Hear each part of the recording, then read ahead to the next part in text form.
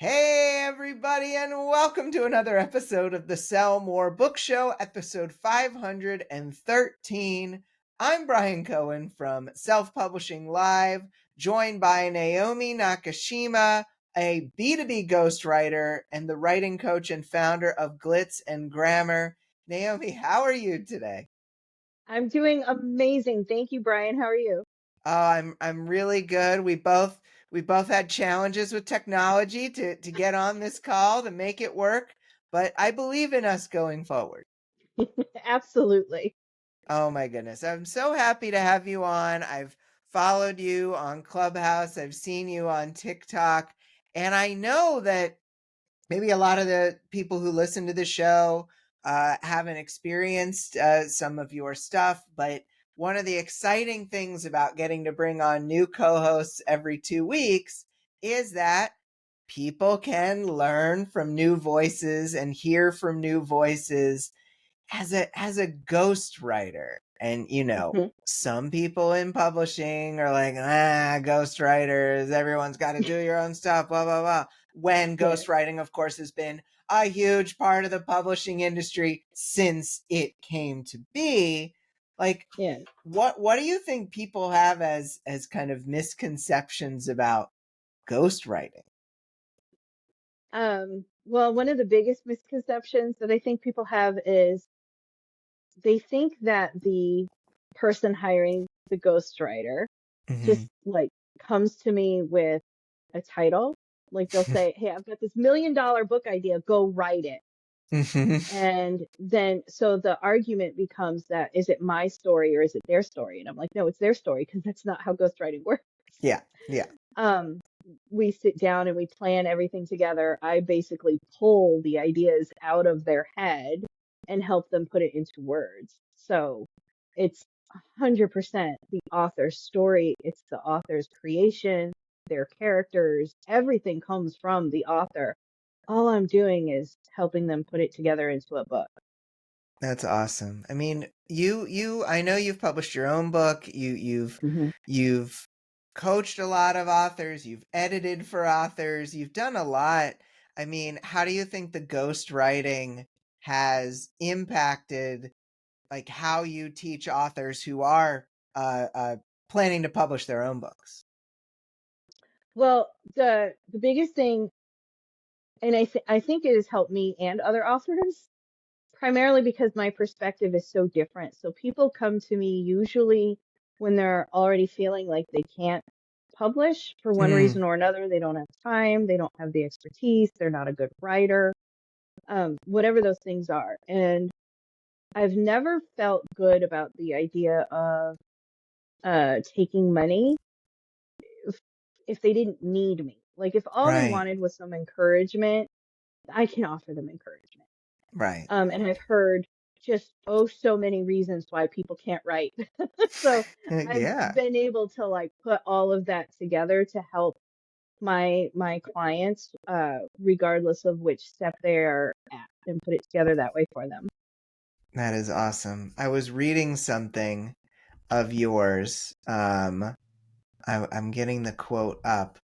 We talk a lot about marketing on the show, and I Hmm. was looking up quotes because I wanted to use something in my webinar to promote some things this week because as I haven't shared yet this episode, you are one of the speakers for Self Publishing Live 2024, which I'm so excited about in Me October. too. Yeah. So you said, and we talk a lot about marketing, and a lot of authors think about tactics. A lot of authors think about how can I market my way out of this? And you said in a social media post, marketing can fix almost anything, but it can't fix your lack of vision. The good news is your vision is fluid. It's not a box. It can change. So if you've been sitting there going, I don't know what I want to be doing just yet, but I'm scared to identify my ideal reader or put together a vision because I don't want to be locked into anything, take this as your sign to throw away the lock and put together your vision. I love that because so many authors are taking every course under the sun. They're doing every piece of marketing advice they've heard on TikTok or wherever, But I mean, it comes down to they need to have a solid plan for what they're going to write and how it's going to connect with readers. I mean, Mhm. what inspired you to kind of write this? I imagine it's seeing this in the community over and over again. Um, so a lot of times when, and I'm sure the same thing happens to you, someone will ask me about marketing. I need help with marketing. And I will ask them, okay, who's your ideal reader? Who are you trying to market to? And they have no idea. Mm, Or they start listing off demographics. Oh, anyone between the ages of 16 and 107 who likes young adult fantasy, and it's like, okay, well, right there, right there, we can start to narrow this down. yeah, Um, or I'll ask them, where do you want your author career to go? And a lot of times this comes into play with how do they want to publish? Where do they yeah, want to go with it? And they just don't know. They just want to write their stories. And I get that. Artists and writers, we're creative and we want to just pour our soul out there. But when you start trying to make this a business, these are some of the things that you have to sit down and really contemplate and decide, what do I want my career to look like in 5 years or in 3 years, so that you can put these little steps into place to get there. And the marketing will help you get there. But if you don't have that destination in mind at the time, you're just throwing words out there. yeah, yeah. That's great, and thank you. I feel like I put you on the spot a little bit with that, but I do appreciate you rolling with it. So, um, Hey, I know, no choice in the matter, right? I'll do it. Good. So, we're gonna get into the top story and some questions, but first, a couple weeks ago, we asked our listeners, "How do you plan to build your group of raving true fans in 2024?" Hilariously, what tactics and techniques will you use? Cassandra Medcalf, narrator and author, said, "I've got a Discord group that I'm growing through TikTok." I know you have a Discord too, I do. Naomi, and it's been going amazingly well. People are invested in it. And by fostering a community, I feel like we all really want to see each other succeed. It's making my fans feel like they're a part of something, which I know has been really effective for me as a fan of certain artists and creatives. That's awesome, Cass. And then Caribou Bougiak said, hopefully involve my Patreon members more. Currently, I find it hard to think of ways to engage with them. I've done polls, but I still struggle with ideas that are meaningful and more personable than my general mailing list. I need to sit down and do some real brainstorming about it because it currently feels like a wasted opportunity. Been there, Caribou. It's hard because, I Yeah. mean, now, like, I had split ad school this year and there's an ad school unlimited level. And a lot of the time, I think it's just they want more of you. They want Mhm. more personal attention from you, whether that's live video. I know you do lives, Naomi. What Mhm. comes to mind for you to help out Caribou here to get more involved with these paid Patreon members? Oh, I agree 100% with what you said. People nowadays, they want connection Mm, more than they want content. mm, So the content is easy, right? You can batch content, you can pre-record a bunch of stuff all at once. That's easy. Which is why we tend to think that, oh, I'll put together this membership. Oh, I can run a Patreon or whatever the case may be. But then we get into it and we realize they want more. They want more us. They want us to be there, yeah, um, not at their beck and call, but still more accessible. And that becomes difficult anyway. Um, I do love that you're trying to be more personable and that, um, you're making each person feel like they're someone special and important within your community. And I think just lean in on that. One of my mm, favorite coaches, she is an author, but she's not a writing coach, Rachel Peterson. mm, Um, in her group, she does this thing where she's got people helping her run her group, And then she just comes in live every once in a while. You know what I mean? So Yeah. it's not constantly all on her, but she's still delivering value to her members who are there. And I love that approach because there it doesn't have to be all on your shoulders. And definitely make sure that you're taking care of yourself, because one of my struggles as I try to like provide for my members and whatnot is at the end of the day, if I haven't gotten in there yet, I'm tired. So it's really Mm-hmm. easy for me to be like, I'm too tired to go post in there right now. I'll do it tomorrow.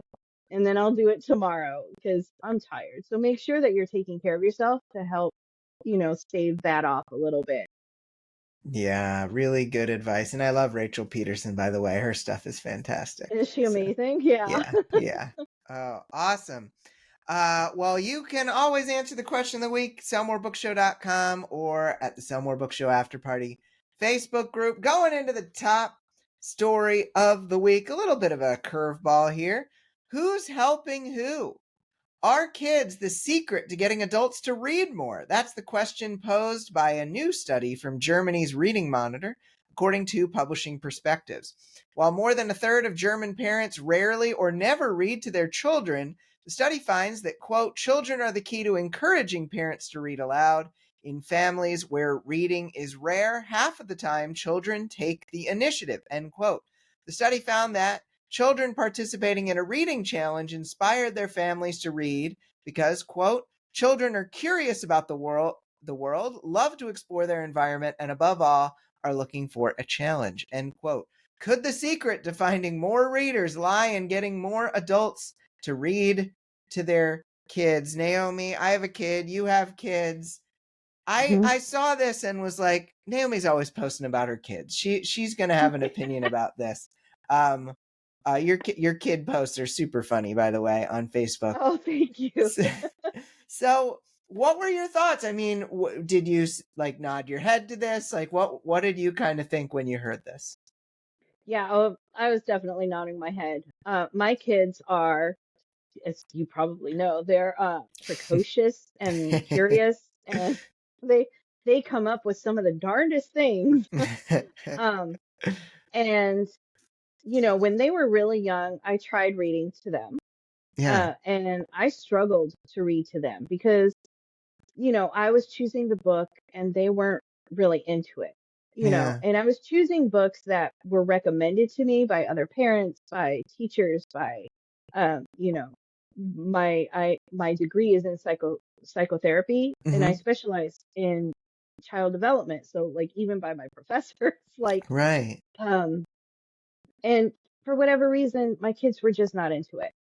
So the route that I took was, well, if they always see me reading, then maybe mm, they'll understand a little bit more about books. And I surrounded them with books. So now every time we have to have a big conversation, like when my daughter was diagnosed with ADHD mm-hmm. and she had all those questions, I went and I bought books about them. And she would get curious, she would start reading, then she would come to me with her book choices and I would read them with her or let her read them to me and just help her or whatever the case may be. And yeah, just by doing that, following her lead, now my son does the same thing. Mm-hmm. And I can see that I mean, obviously I have, I'm a little bit biased toward books anyway, Right. but in families that don't read a lot, following the child is going to lead you to books. I can see that 100%. Yeah, I mean, we didn't, I don't know why. I think it was just some post-COVID fear. Just didn't go to the library as much as we maybe could have after Riley was like starting to get interested in books. But now we go to the library so often, and just the most amazing thing, like we had said to Riley, oh, you have to bring some of these books back to the school library. She's got books from the school library and from the township library. And Yeah. um she we were like, well, we can't bring these back because you haven't finished this one. And she just like was like, great, picks up the book. Like I'm sitting and reading something, and we're just like read at the same time for half an hour, and then I didn't even realize what she was doing because I was like, oh, I'll read too. But she's like, finished, and then we can bring it back. And it's just like I've been getting more books from the library because she's been getting them. So Mhm. I absolutely fit with this. I resemble this study. Yeah. And I love thinking about just like, there's so many readers out there, but we rarely think about creating new readers. And it's interesting because you and I are going to chat for 2 weeks in a row, and kind of both of our news stories are about finding new readers in the world in a way. And I'm really excited about the prospect that, yes, there's so many readers out there, but the amazing kids of the world will get more authors. I mean, more readers inspired into our world, and then those kids will grow up to become readers too. Yeah. So Yeah. it's all very exciting. I've got a hot potato of wisdom question for you, Naomi. How do you feel like reading aloud? I know you've kind of touched on this a little, but how do you feel like reading aloud or surrounding your kids with books has impacted their learning and their education? It definitely makes them a little bit more curious. My kids ask me questions all the time. Anyway, I think every kid just naturally asks questions. Um, but my kids really dive into the world of books. Like they compare them to each other. Well, how come in this book the dragon was able to do this, but in this book they weren't? And it's like a completely different story. That part doesn't mesh yet. The fact that it's Yeah. a different story with different world building and therefore different rules, that part, and to them, it's all one world. And Huh. so they're trying to make everything fit, and they're creating these cross reference points that I just find fascinating. And sometimes they come up with these thoughts and they try to apply it to the real, the physical realm around them. And they're like, well, but this is how the world should work. And you know what? This is how the world should work. You're right. Let's try to build it. Um, it just, they are like the embodiment of art imitating life, imitating art. Like they're taking it in and consuming it right now. And pretty soon that's going to develop into their personalities and the art that they create as they grow up. I love that. I love that. Um, it makes me think of the Paramount Plus commercials, these crazy crossovers where you've got like uh Picard and Hey Arnold and Drew Barrymore all in the same shared universe of Paramount Plus. And so you've your kids have combined a bunch of books in their heads to make the a giant shared universe. Yep. Yep. Yeah, yeah. So you've got a question for me here in these hot potatoes. I do. What do you think it would look like if indies got involved in trying to get adults to share reading with their kids? I love this. So if we as a community can, like, we decided on this objective that we're going to get more adults to read to their kids, I think we would do a better job of sharing children's books that are written by indies. There are so many there.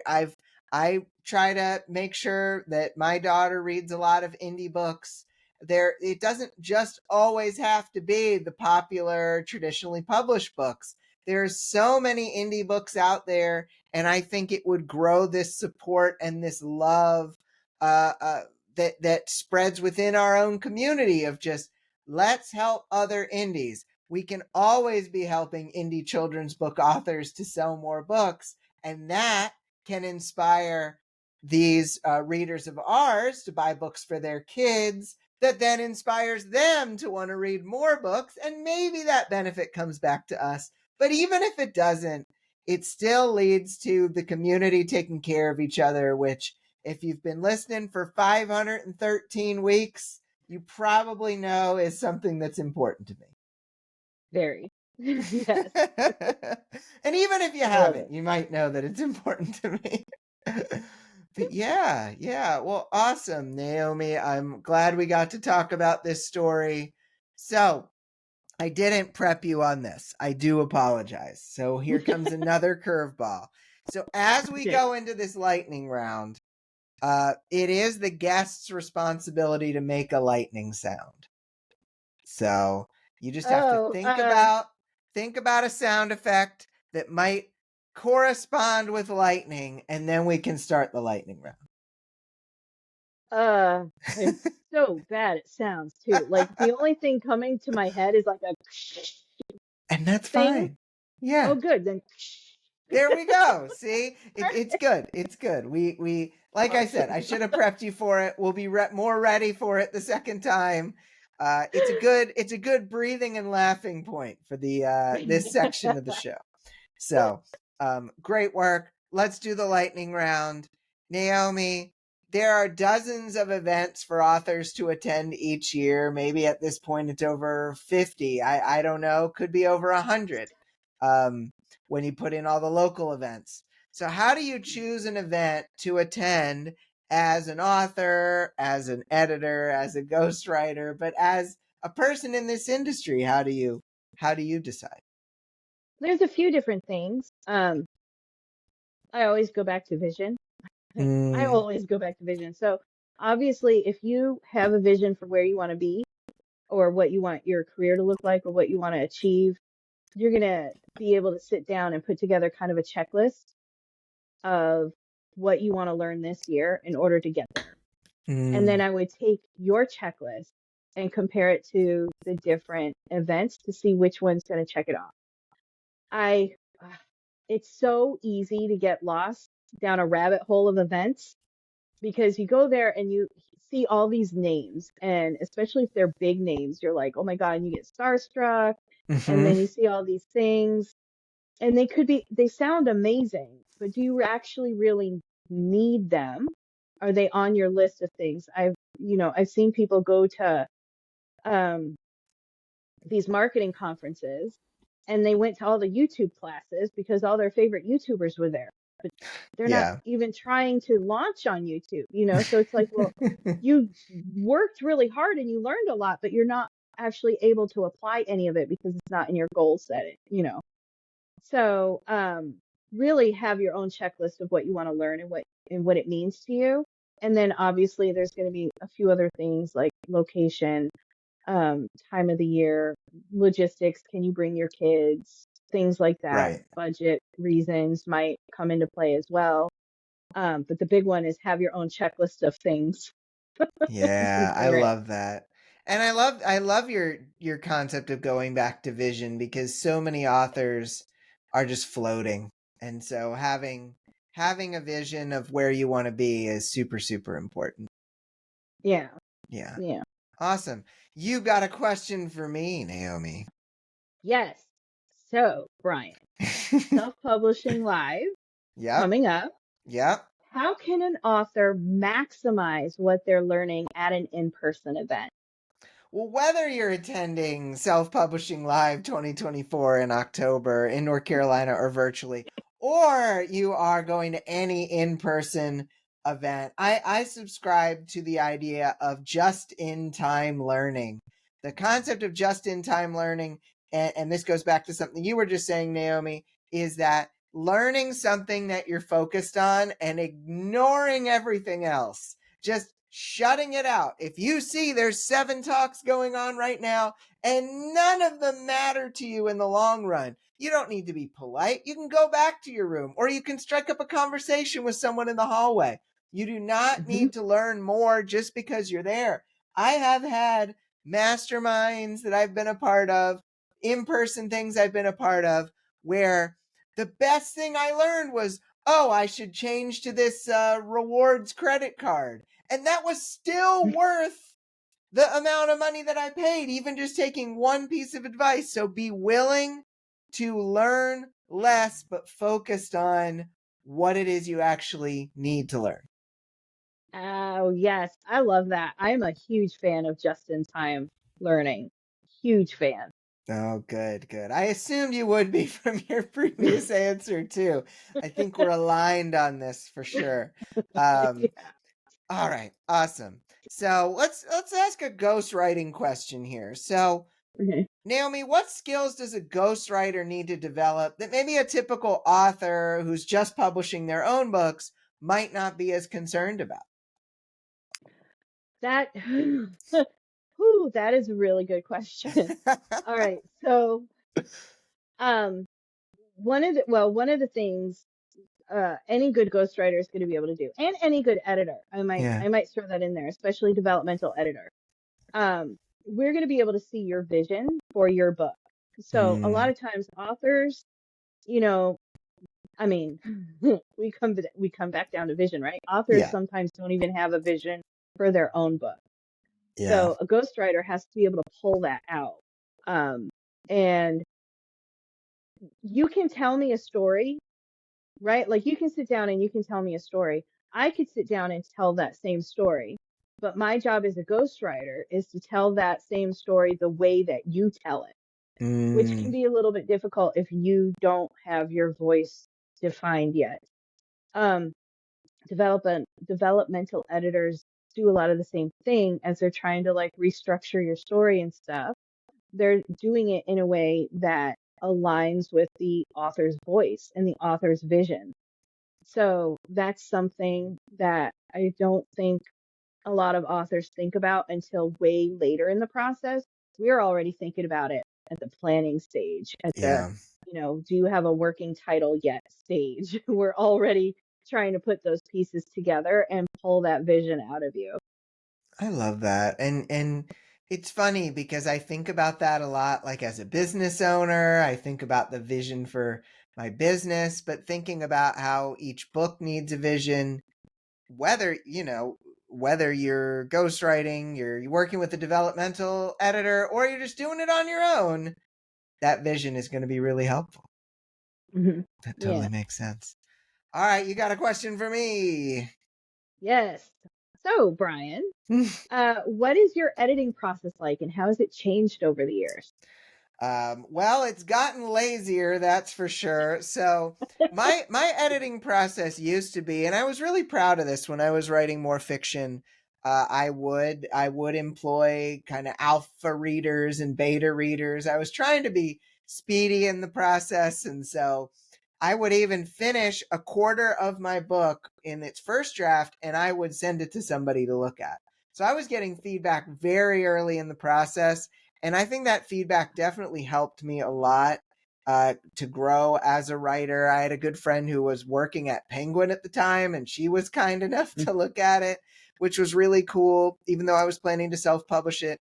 And so that was kind of my process. And then I would go through copy editing, then I would go through making changes on my own. But if I could go back in time, I do think I would employ more developmental editing because I do think that there are if I had improved significantly between like 2014 and 2017 when I republished my first series, I think I might have gone deeper into it. I'm happy with how things turned out. I'm really happy with my business, happy to be helping authors, but I do think that now my process is very much like what you see is what you get. I'm going to get a copy edit on it and then I'm putting it out into the world.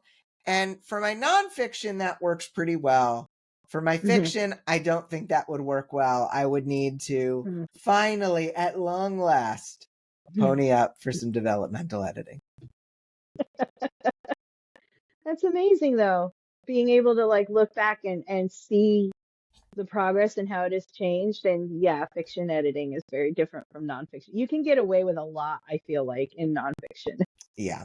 And I have. So, Naomi, last question to you. And I know a lot of authors have probably come to you with this kind of question. So, how can a beginner author with a minimal budget still get a quality edit, or let's even say produce a quality product with their next book? I adore this question, Oh, first of good. all. So thank you for this. Sure. Um, I'm sure you have been in, like, there's nothing quite so discouraging as when you're in a Facebook group and someone says, if you can't afford an editor, don't publish a book. Mm, Like, I feel like that just hits a new author right in the heart. And yeah. it's probably stopped so many people in their tracks. Um, the thing you have to remember if you're a new author is if you can't afford to pay money for an editor, then the currency you have to use is time. Yeah. Um, if you take the time to edit your book, and not even just edit your book, because a lot of new authors, they learn editing by trying it out on their book. Like you like actually take the time to learn editing, you can 100% produce a good quality book.